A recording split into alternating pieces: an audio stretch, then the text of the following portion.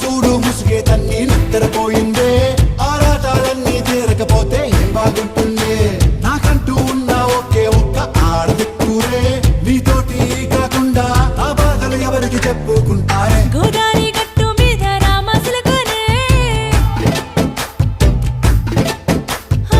key పెట్టి గింజుకున్న నీకు దొరకనే